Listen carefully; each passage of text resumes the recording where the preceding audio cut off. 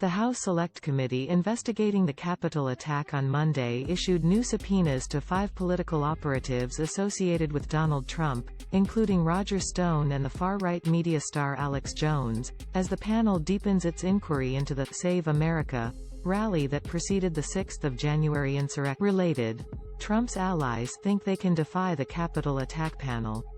History suggests otherwise. Sidney Blumenthal. The subpoenas demanding documents and testimony expand the Select Committee's inquiry focused on the planning and financing of the rally at the Ellipse, by targeting operatives who appear to have had contacts with the Trump. House investigators issued subpoenas to the veteran operatives Stone and Jones, Trump's spokesperson Taylor Budovich, and the pro-Trump activists Dustin Stockton and his wife, Jennifer. The chairman of the Select Committee, Benny Thompson, said the subpoenas aim to uncover who organized, planned, paid for, and received funds related to those events, as well as what communications organizers had with officials in the White House and Congress. Thompson said in the subpoena letter to Stone that he was being subpoenaed to explain why he had been invited to lead the march to the Capitol on the 6th of January from the rally at the Ellipse, but curiously did not ultimately attend the rally or go near the Capitol. The chairman also suggested that House investigators were interested in Stone's connection to the Oath Keepers,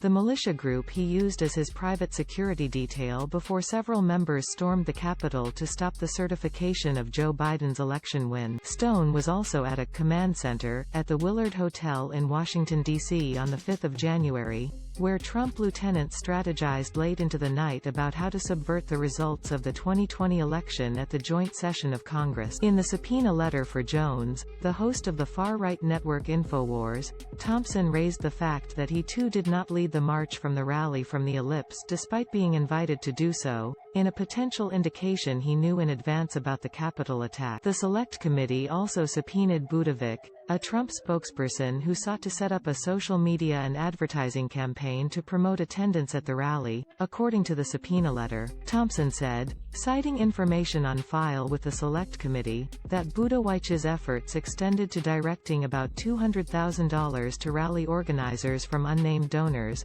that was not disclosed to the organization to pay for the advertising. The new detail about Budowich's involvement in the financing of the rally could suggest that the Select Committee is aware of intimate connections between organizers and the Trump campaign, and that the level of coordination was deeper than Congresswoman Zoe Lofgren, a member of the Select Committee, suggested on Saturday that the panel had uncovered new information pertaining to the Capitol attack, telling CNN they had interviewed more than 200 people. The Select Committee also subpoenaed Stockton and Lawrence, pro-Trump activists who have ties to the ex-president's former advisor Steve Bannon and allegedly helped organize the rally, according to their subpoena letter. The new subpoenas came after counsel for the Select Committee said on Monday that allowing Donald Trump to block House investigators from accessing White House records held by the National Archives would threaten the safety of the 2022 and 2024. In court filings with the D.C. Circuit of the U.S. Court of Appeals, the Select Committee said the integrity of future elections would be in jeopardy if they were unable to learn everything they could about Trump's efforts to overturn the results of the 2020 election. The Select Committee's task to study and suggest legislation to ensure that January 6 is not repeated,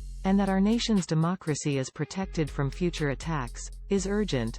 The House counsel Douglas Letter argued on behalf. Trump sued last month to stop the Select Committee from receiving hundreds of pages of White House records from the National Archives, including memos by the former Chief of Staff Mark Meadows and former Deputy White House counsel Pat Philbin, over executive privilege.